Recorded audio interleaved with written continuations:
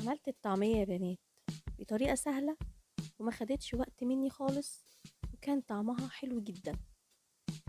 انا كنت عملتها معاكم قبل كده، بس المرة دي انا ضفت لها مكون هقول لكم عليه دلوقتي. شايفين لونها عامل ازاي؟ وعملت كمان سلطة الطعمية، كان طعمها خطير. شايفين لونها عامل ازاي؟ بجد يا بنات كان طعمها تحفة، لازم كلكم تجربوها.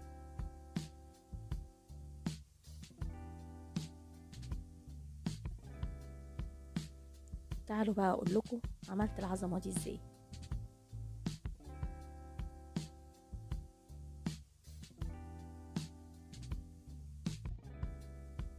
ده كيلو فول مدشوش